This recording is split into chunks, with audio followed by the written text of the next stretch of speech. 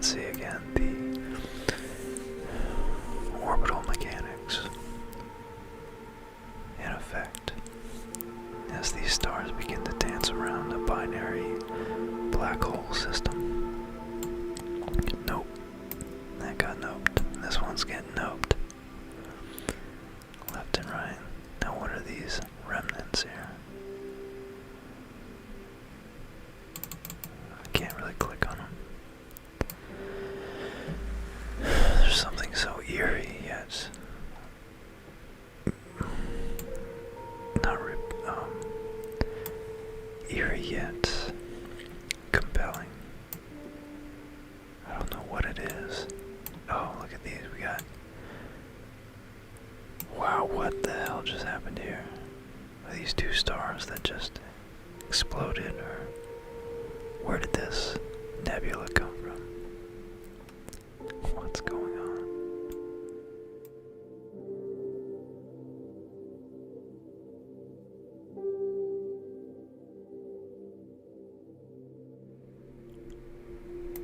Welcome back to the universe, Sandbox. Our universe simulated.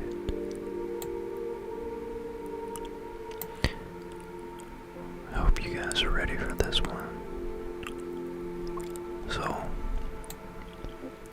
go brush your teeth, put your pajamas on, lay down, pop some headphones in, shut off all the lights. Make sure the AC is nice and cool. Or maybe that's a Florida thing. Maybe you want it nice and hot if you're up north in the wintertime. But either way, I want you to get very comfortable, because we're about to explore black holes. And what you're looking at right now,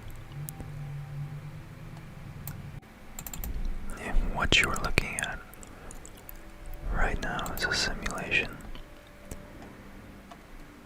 If I were to have put the black hole known as Sagittarius A star at the distance of roughly Neptune in our solar system, you're looking at what would have happened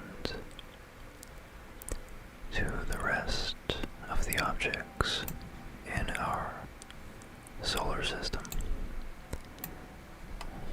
All of them there, way in the background. Here they are through the gravitational lensing effect. I didn't know whether to put an ing on the end of gravitational lens, but let's see, I can latch on. So what had happened here? I'm still so amazed by the three-dimensional effect of this simulation. But what had happened here was they were ejected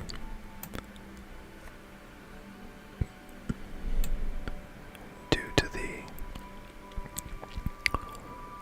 were ejected rather immediately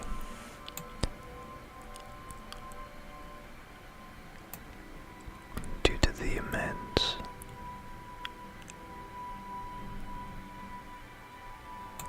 incredible gravitational attraction of the black hole in the background there. Now, I'm not quite sure why they haven't already begun on an elliptical orbit back around, but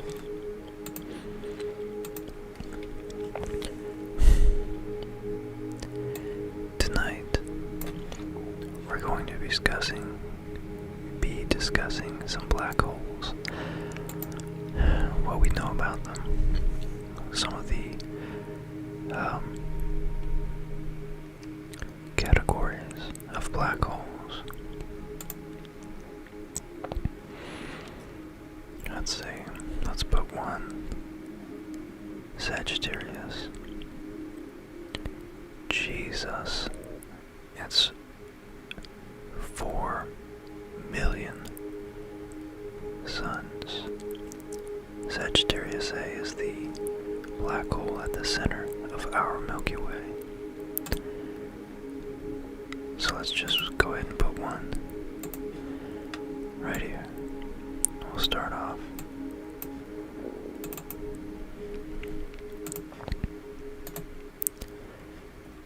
That's how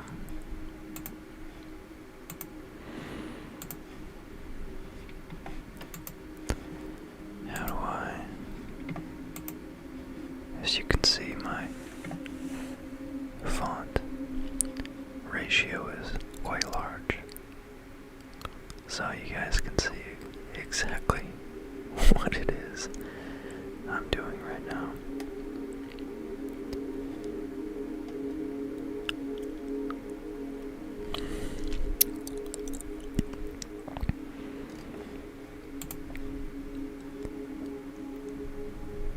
Let's see if I can get rid of that name. Anti-aliasing texture.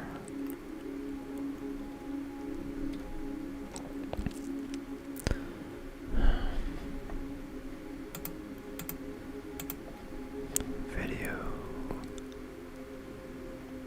Oh, cool. I guess I can capture a GIF. That's neat. Oh well. Maybe it's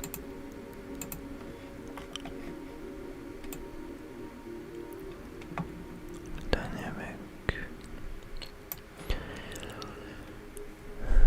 So black holes are some of the strangest and most fascinating objects found in outer space.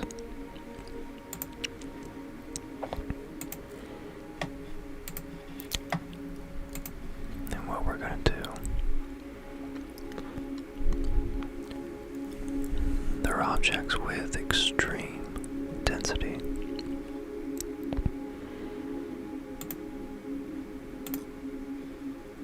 We're going to go ahead and put our sun, which is a yellow main sequence star.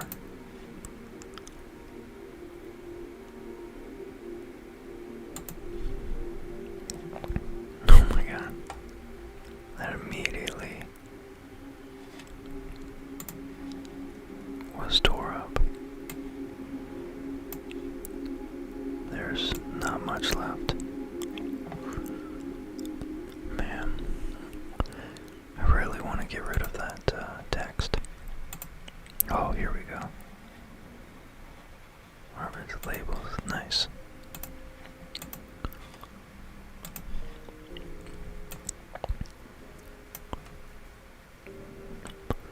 Wow, it's really not being eaten as quickly as I thought it would be. Look at this. This is amazing. Also, there's fragments of it coming back. So it appears that the sun is still... Sorry, oh, there, it's like the sun is still maintaining some of its integrity. Sorry, maybe I should have picked a dimmer star. I'm not trying to give you guys any epileptic shocks.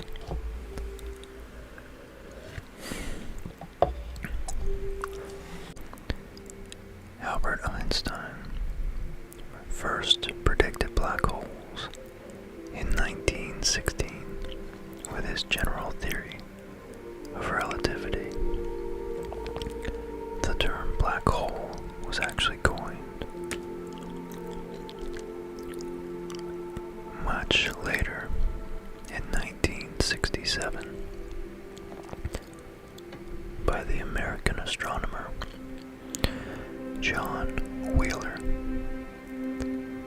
and the first one was discovered not long after, in 1971.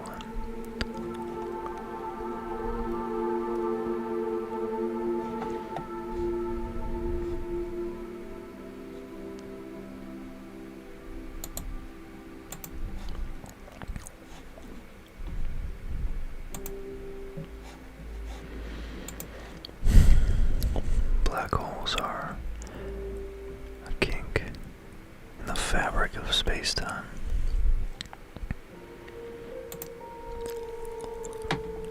They're where... Oh, wow, it's speeding up. They're where an object or a center of mass has become so dense with so much mass in such a small volume, such a small area of space, that a singularity is created. Now what we're going to do here, we're going to add a new, larger black hole.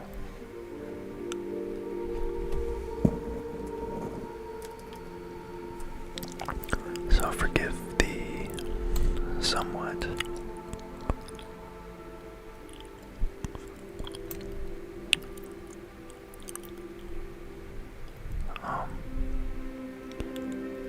non-fluid, non-Newtonian fluid narrative structure of this episode. I'm trying to bounce back and forth between the game here and a few articles about black holes that I have readily available. Okay. Geez, that's way larger. So we're gonna put it 2 angstroms. No, sorry. Astronomical units. And look at that, it immediately goes careening towards the black hole.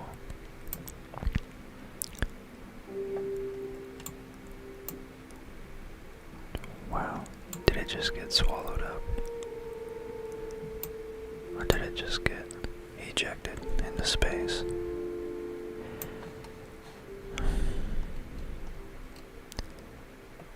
Either way, let's give you guys something to visualize while I track down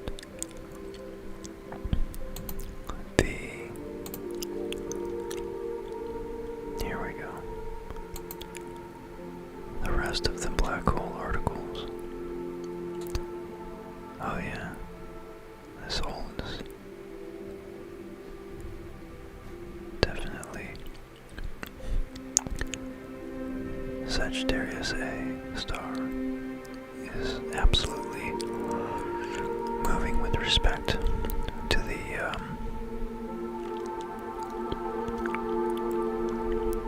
coordinates of this game.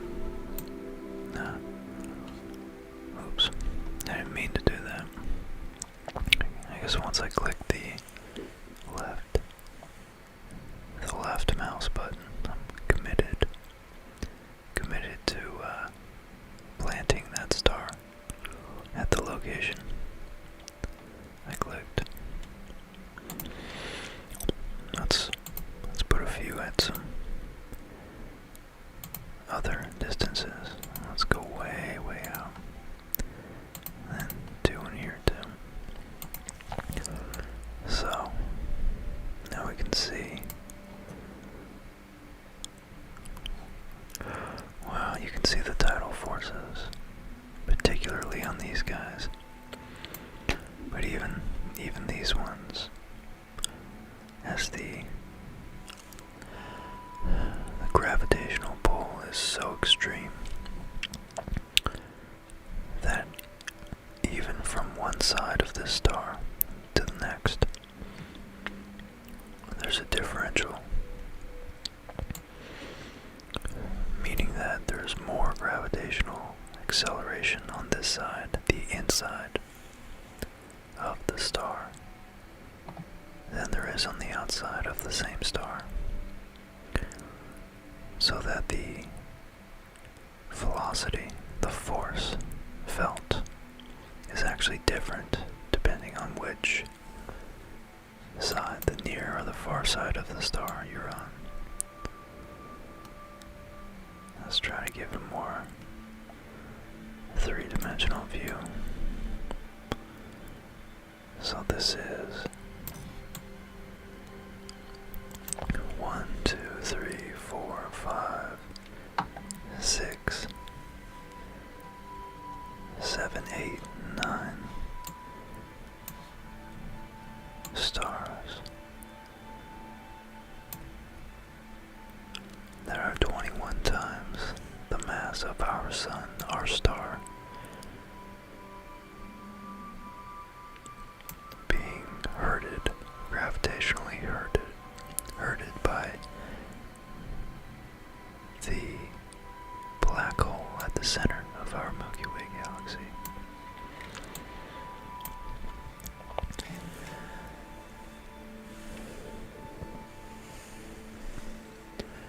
When Einstein developed relativity theory, it took him about 10 years to work out the math using a daunting form of mathematics called tensor calculus.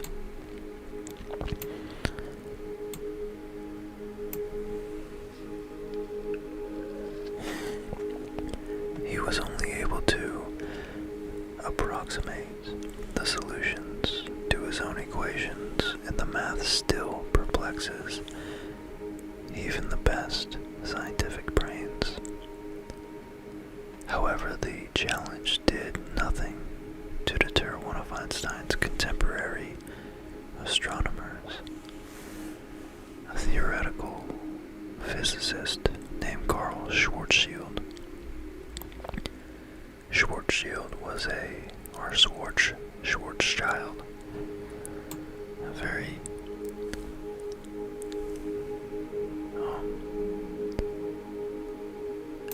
consonant-rich last name,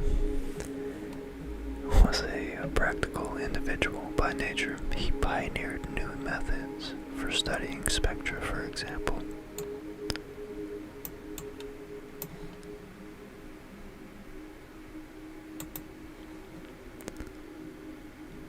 But he excelled in his abilities to deal with the theoretical concepts, and when Einstein's articles on general relativity were published in 1915, Schwarzschild was one of the first to recognize, well, let's put Beetlejuice here, to recognize their importance. Oh my god, Beetlejuice is huge. This is like just a massive star. I just put right in the path of the black hole, equivalent to 4.3 million times the size of our star. You can only imagine what happens here.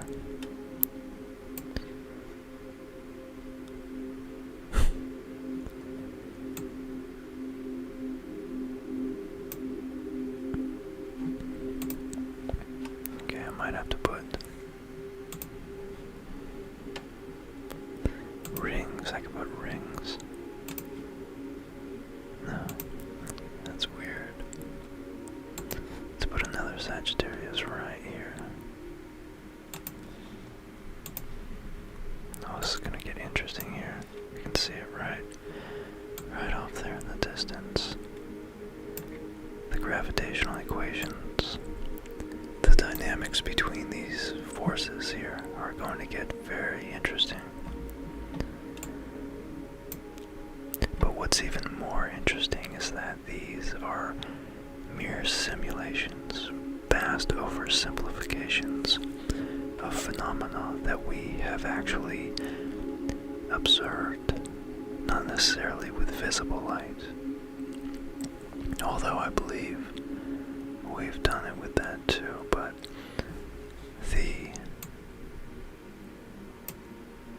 oh, look at that, the star is getting ripped apart by both black holes. It's getting much closer too.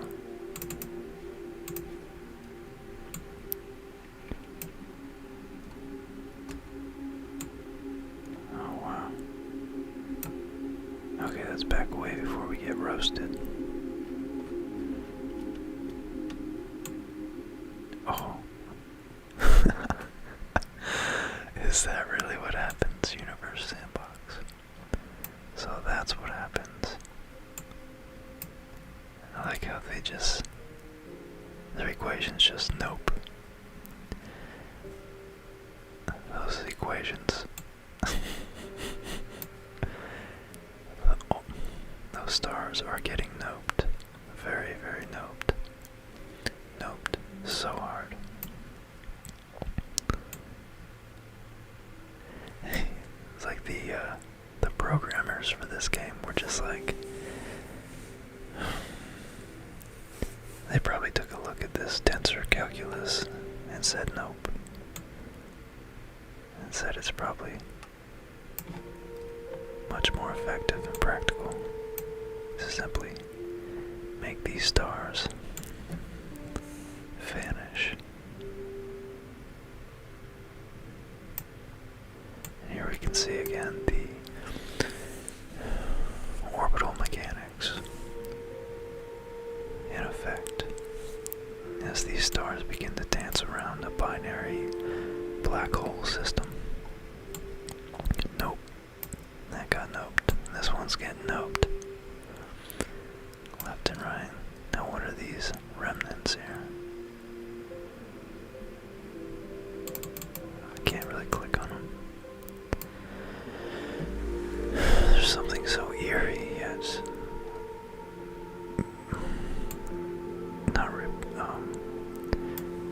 eerie yet compelling. I don't know what it is. Oh, look at these. We got... Wow, what the hell just happened here? Are these two stars that just exploded, or where did this nebula come from? What's going on? Well, back to the story behind what we're looking at is, so Schwarzschild was the famous contemporary, not as famous, but still nonetheless, he was soon to become famous, theoretical physicist. You might recognize the phrase Schwarzschild radius. But let's find out where that came from. How these gas plumes are actually very beautiful. Really cool. So he excelled in his abilities to deal with theoretical concepts. And when Einstein's articles on general relativity were published in 1915, Schwarzschild was one of the first to recognize their importance. But he was also a German patriot, so he set aside his astronomical studies when World War I erupted and he enlisted in the army. Shortly before his death, though, he had contracted a life-threatening disease, so he was able to finally concentrate on completing his theoretical, physical calculations.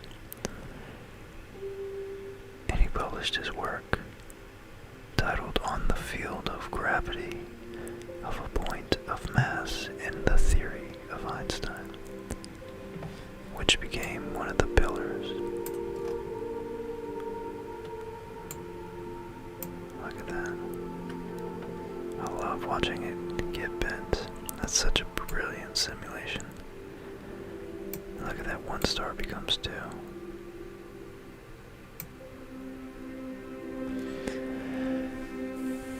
It became one of the pillars of relativistic studies. And in it, Schwarzschild presented the solutions to Einstein's unfinished equations.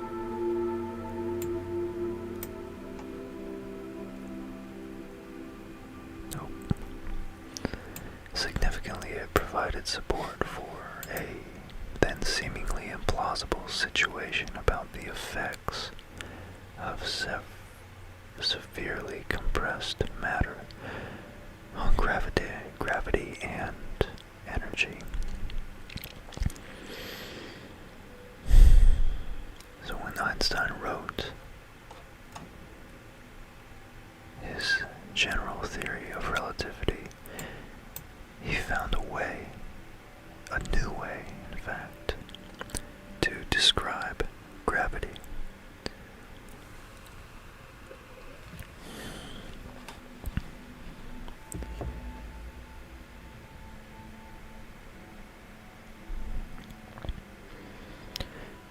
It was not a force, as Sir Isaac Newton had proposed, but a consequence of a distortion in space and time, conceived together in his theory as space-time. Now, according to Einstein, matter and energy exist on a background of space and time.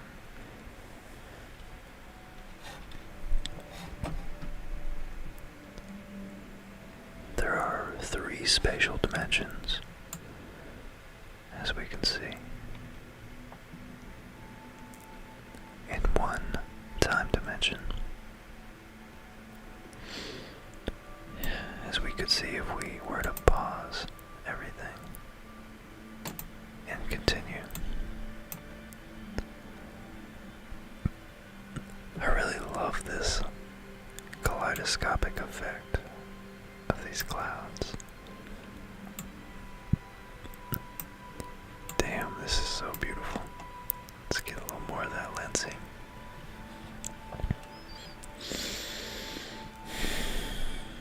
I really hope you guys are enjoying this too. By the way, I wanted to dedicate this episode to a big supporter of the channel, Hard Yaka, Steve. Yeah, because I have 2 Steves that are being really generous, and you guys are showing a lot of support. I wanted to differentiate you two using your username. But Yaka, you know who you are, and you and Scrappy both been a big support, big encouragement, big motivation, and just it's been really nice. It's really pleasant to hear that you're enjoying this. Oh, look what just popped back into frame here. So, I wanted to, you requested another Universe Sandbox episode, and I hope I'm able to do your request some justice by adding a little extra dimension and try to learn a little something about what it is we can play around with in the sandbox, so to speak.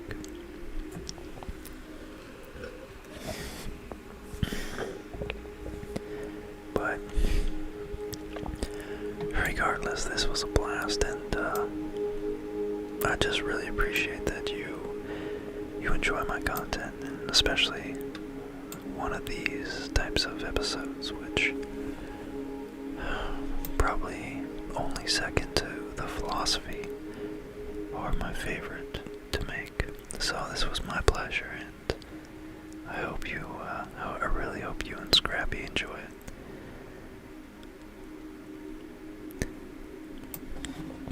So, what did Einstein do with his concept of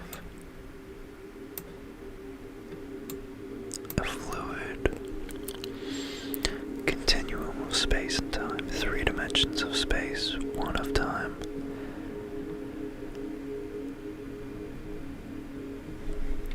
As opposed to Newton's conception of a force, of mass and acceleration multiplying to give a force and interacting with other objects with mass.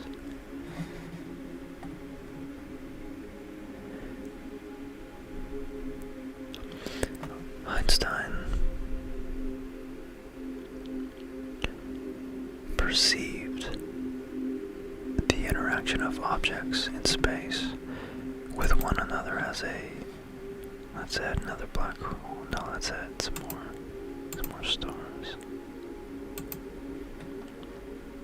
Let's go with a nice dim one. Is there a really red one? I don't see a really red one.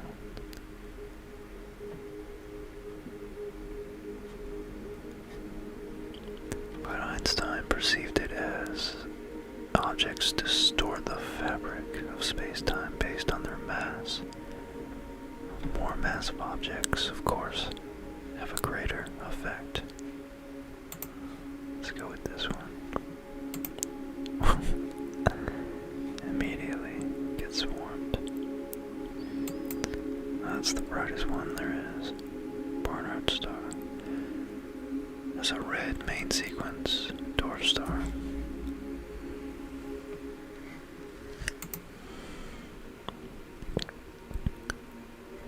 Oh, I'm putting them in orbit. Okay. What's a binary? Now let's try to launch some stars. It's like potato launch, but with stars. Okay. What's with these stars? They're so tiny.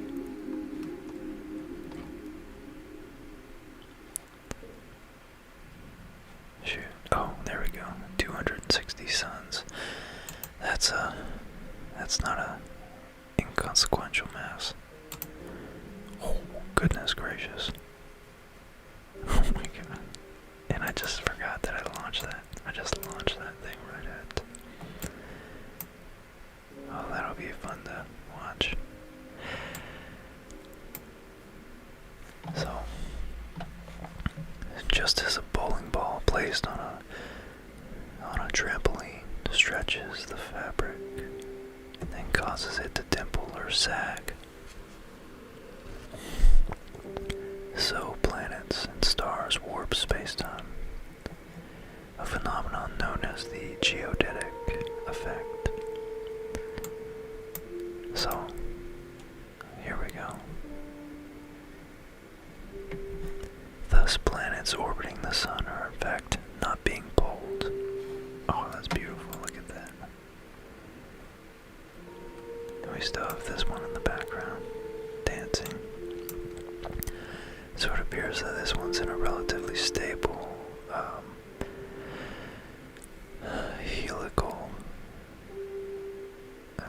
helical effect. And this one got thrown over into the stars. Oh, it got eaten, of course. That was a cool dynamic. But the planets around our sun are not being pulled by the sun. They're following the curved space-time deformation caused by the sun. And do you know why the planets don't fall into the sun?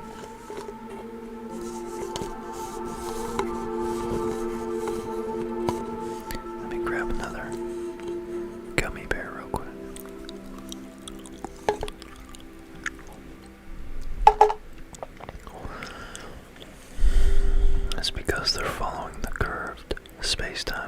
formation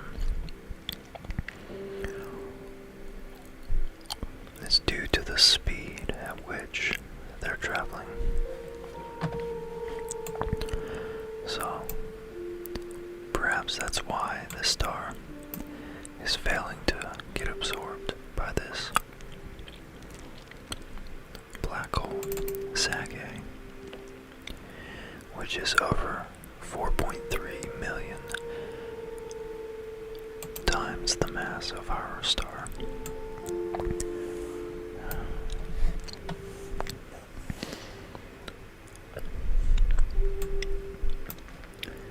So matter tells space-time how to curve, and space-time tells matter how to move.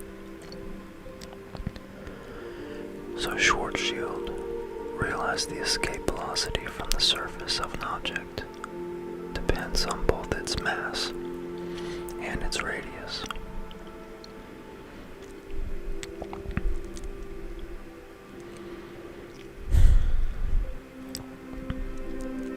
But if nature can make the radius of a given mass small enough, such as our black hole here, then the escape velocity, the velocity at which a particle needs to be moving to effectively escape the gravitational pull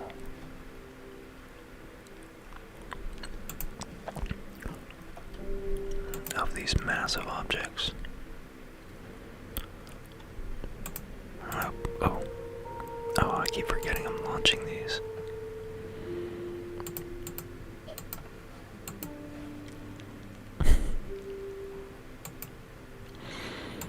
Let's go binary.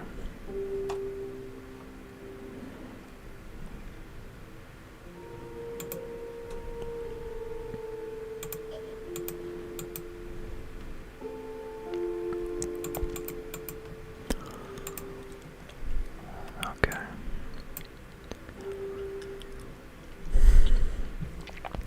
So it's the escape velocity is a very crucial concept in all of astrophysics, rocket science, cosmology.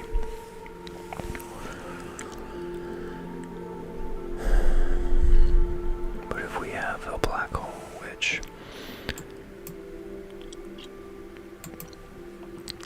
is essentially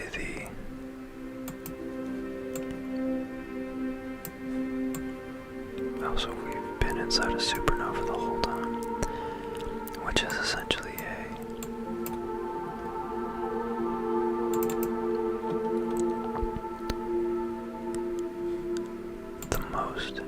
an extreme of the most mass that can fit in the smallest area.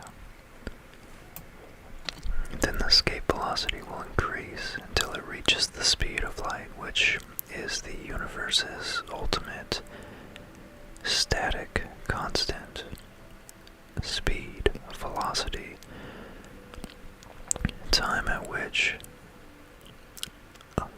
the fastest particle that we know of can travel between 2 points, which is 300,000 kilometers per second.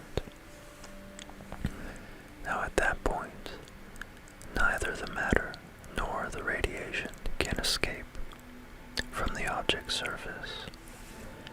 Additionally, atomic and subatomic forces become incapable of holding the object up against its own weight.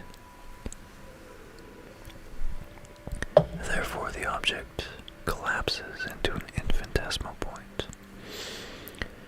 The original object disappears from view, and only its gravity remains to mark its presence. As a result,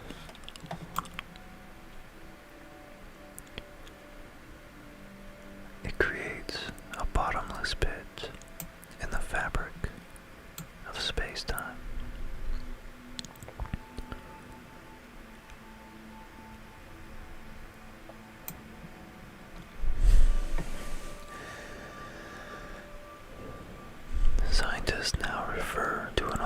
with zero volume, but all of its mass as a singularity.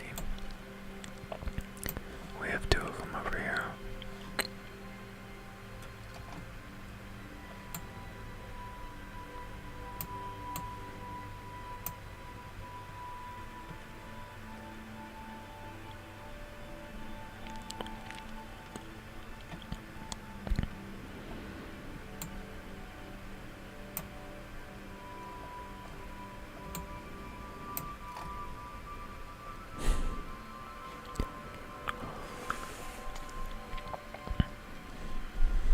Schwarzschild also explained that a singularity was surrounded by a spherical gravitational boundary that forever trapped anything that ventured within, and this boundary was called the famous event horizon.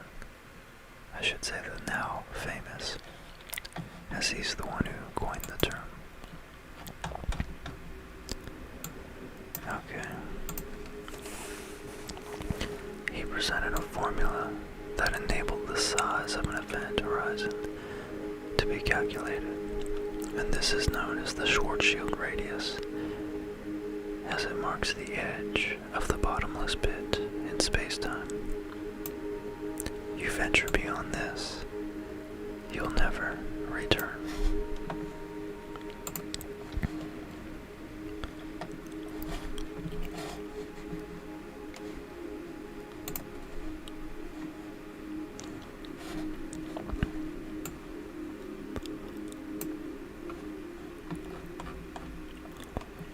Wow, so there's a lot of nebulae,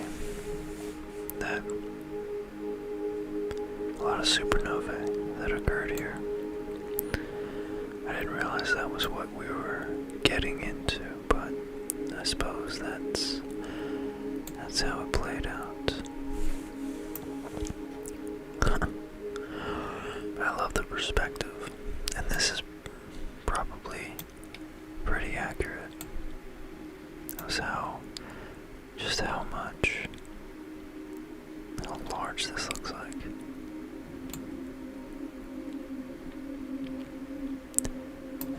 Oh, good lord, sorry. And then we back out, and we zoom out, further out, and we get a scale of this cosmic size structure. And then we further zoom out, and we realize that this is nothing but a local phenomenon in this unimaginably expansive area in the universe we call the galaxy, the Milky Way galaxy, which itself, speaking of galaxies, oh, here we go. Let's just add a galaxy right there.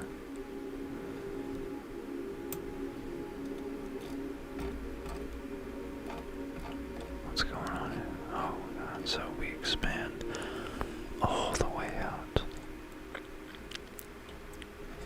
Let's see if we can view the grid.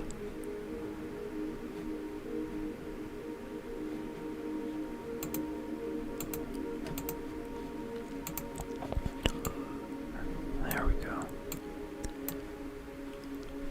So now we're in such large distances that our units switch from light years to Milky Ways. That's pretty comical, but true nonetheless. Just a cool 4.5 times 10 to the 11th suns. Goodness, where's that? Dark matter. They have dark matter here. What? What? What the heck? That's amazing.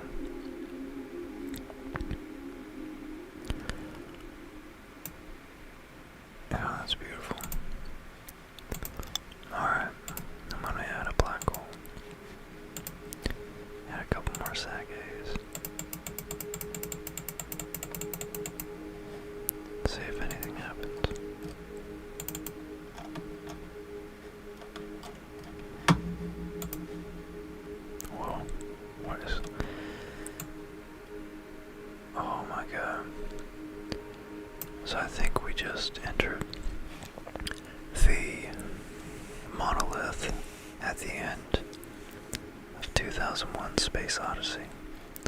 Pretty sure that's what just happened.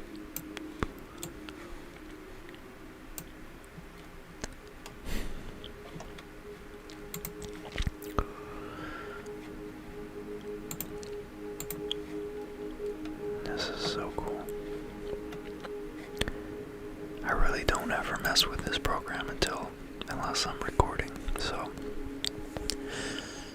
I promise it's not a affectation of awe when I'm using this program. It's a genuine feeling of holy shit. This is actually something I could waste hours on.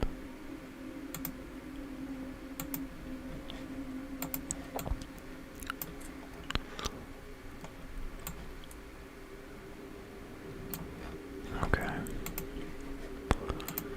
Let's add another. I'm getting a little bit faster at it too. Let's see. Okay, what's this?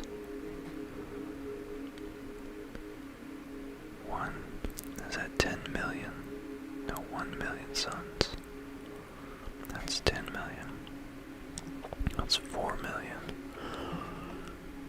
Okay. Let's do 10 million, so it's a little bigger. Oh shit. It just ate that thing up. That was like a fox bouncing on a rabbit.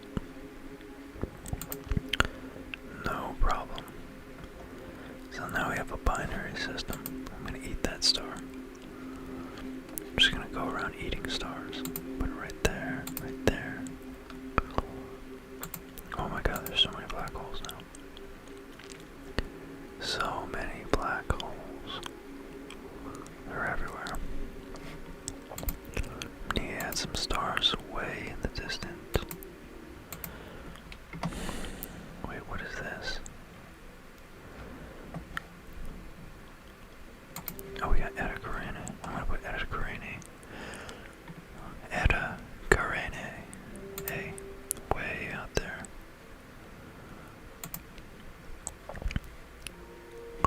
And good old BSR J1311.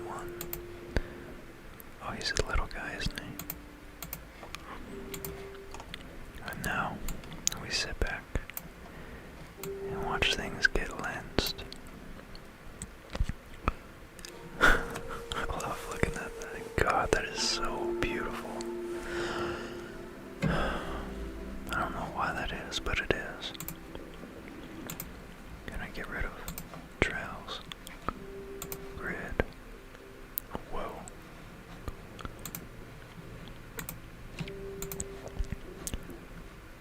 Okay.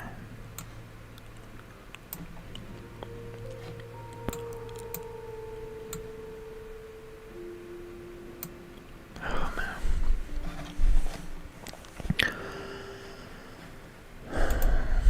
Wow, it's late.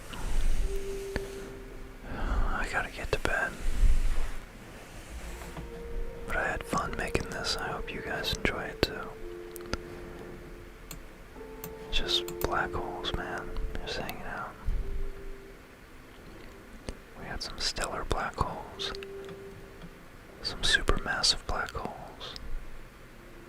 Some intermediate black holes.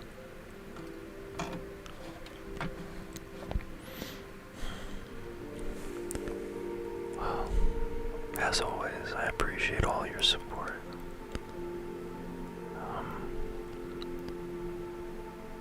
I just genuinely enjoy and encourage you to give me positive,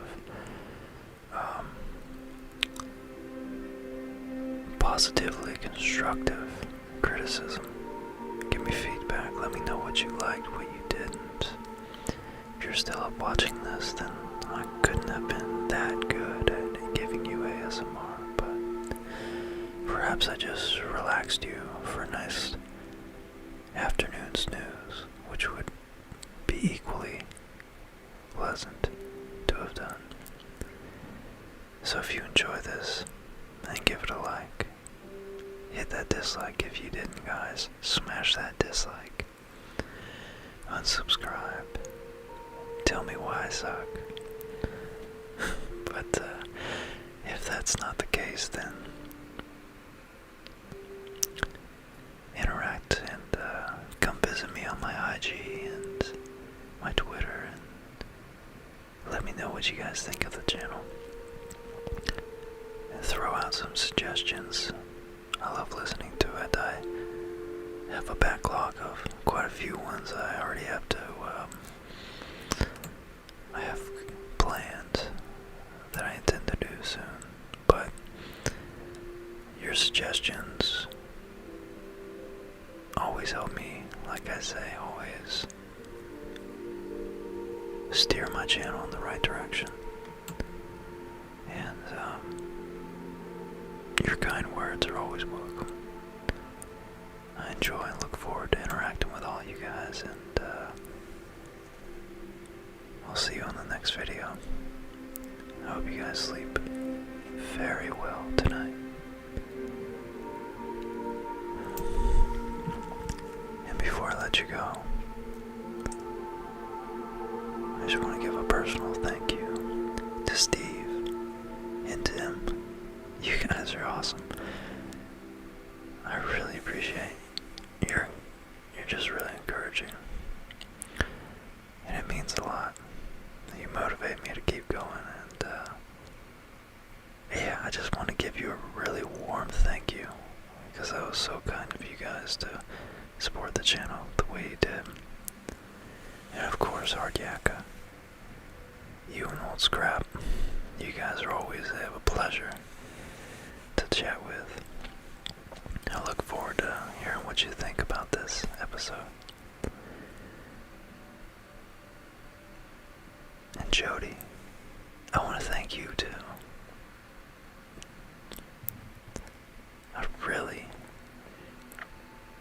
I was so happy to hear from you the other day. And you supported the channel, and you suggested for me to tap back into the comic books, which I'm really glad you did, because I actually just found a whole slew of old comic books. I guess that sounds like a lot more than it is. It's really only about 20, maybe less. But so yeah, you absolutely have that one coming right around the corner.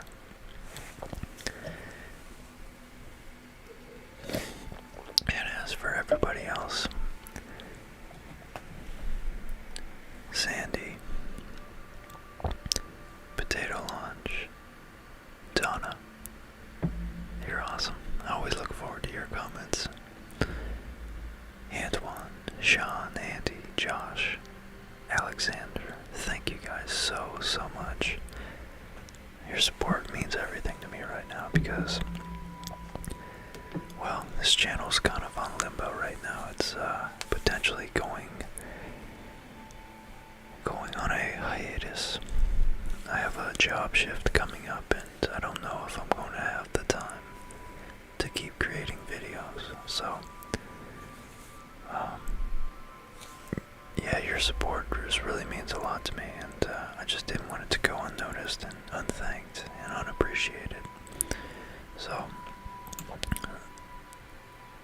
what you did, what you've given already, is more than enough, and each and every one of you, just, it means so much that you guys would throw anything towards the channel. So